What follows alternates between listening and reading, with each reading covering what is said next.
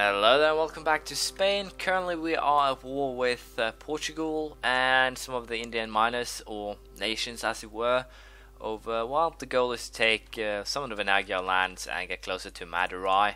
Madurai itself is allied with Assam, but I'll probably use Ceylon or declare war on Ceylon.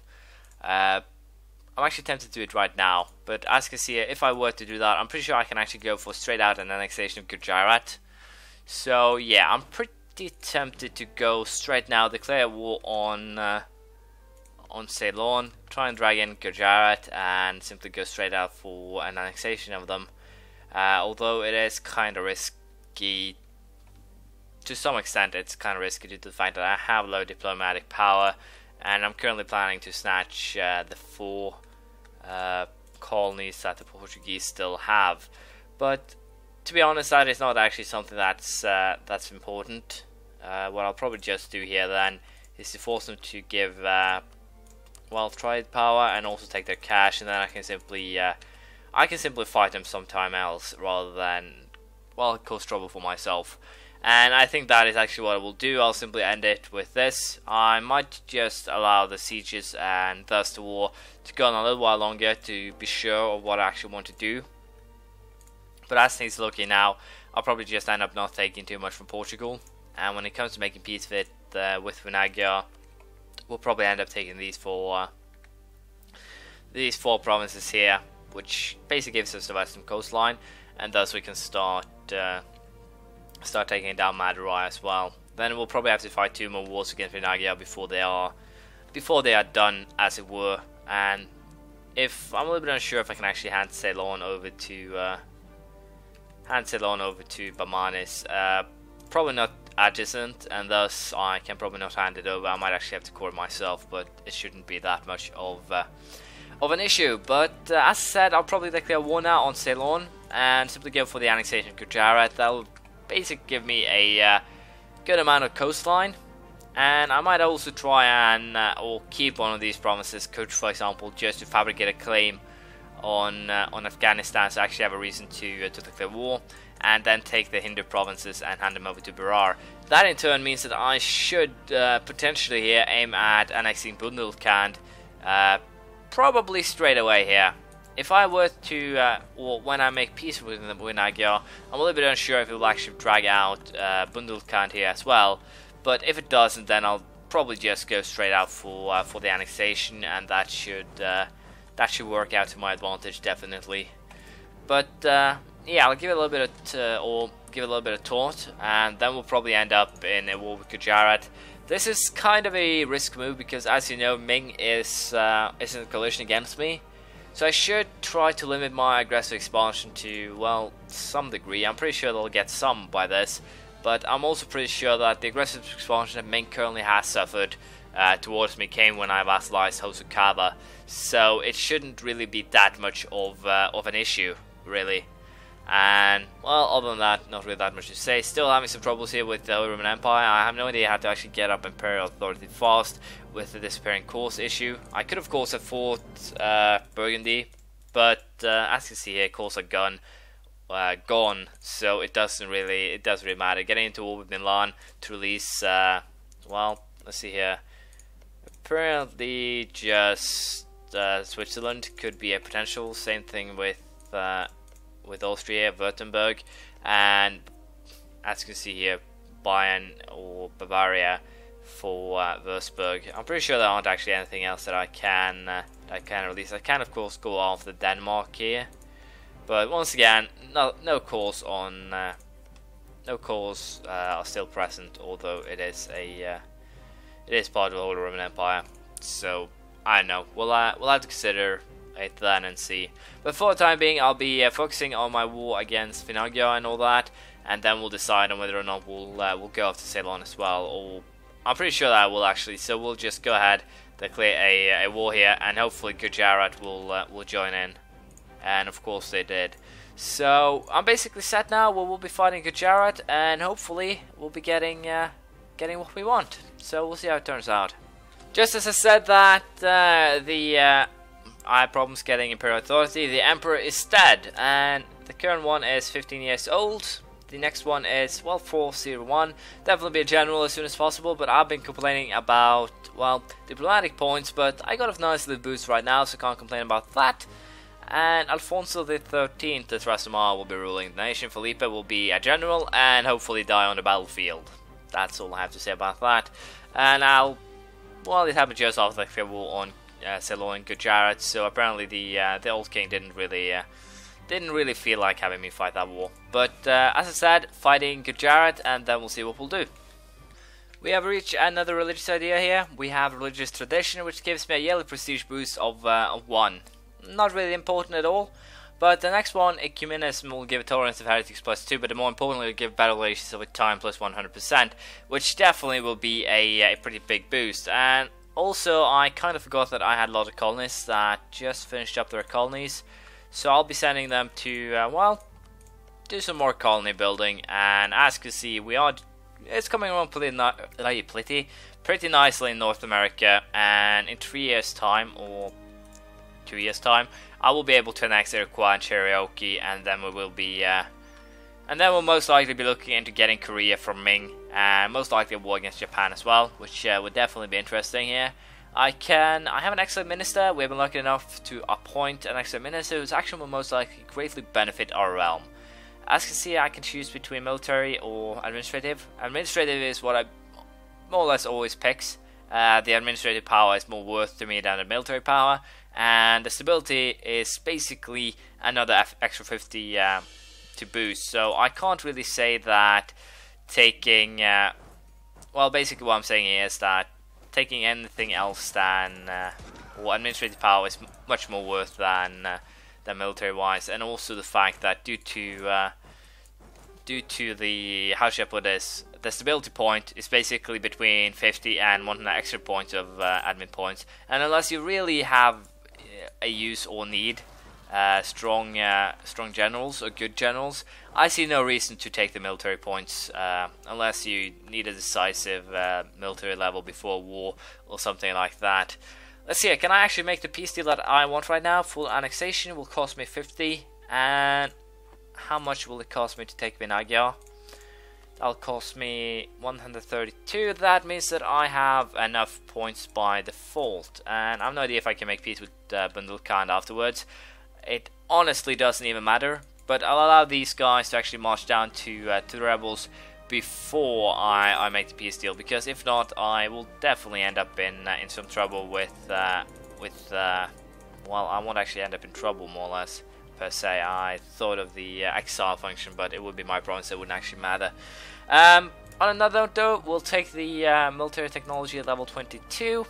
Carthage gives combat width increased by 2 along with cavalry fire plus 0.5, artillery fire by 2 whole points, which is great, and artillery shock by 0.10.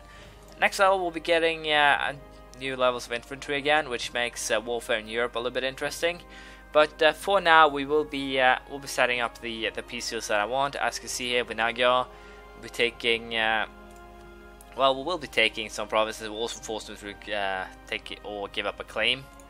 And with Gujarat, we'll be forcing them to hand over their entire nation, more or less. And I'll simply just white peace out with these 3 others, I think, because there is no real reason for me to continue a war that's already over. And well, we'll wait just 1 day or 2 in my case to see just let's see here, just if I have enough points to make a deal with Portugal for anything. I could always take 1 or 2, 3. Yeah, I'll just take these 2 colonies this time, and then we'll do something else next time. I see, can I peace out with you guys? I'll have you concede defeat, and I'll still have 1 war to peace out of. But the real problem here now will be that I will have 4 months of extreme overextension, and that is no joke. Overextension can really screw up your day, more or less.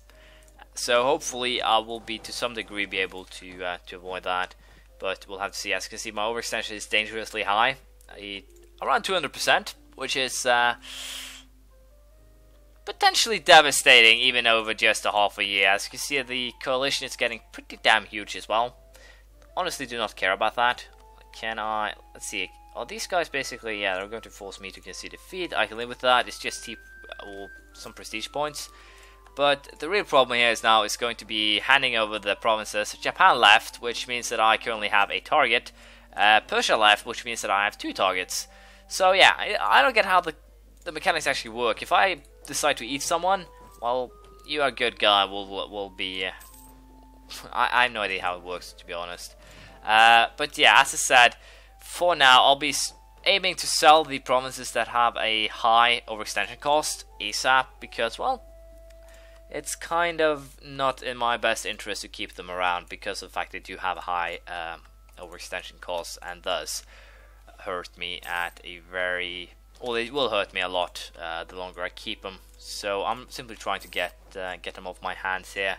Let's see, how high is now 141. I can also sell a province to Ashanti, so that's not a problem either. I simply need to wait until, there we go, and sell it.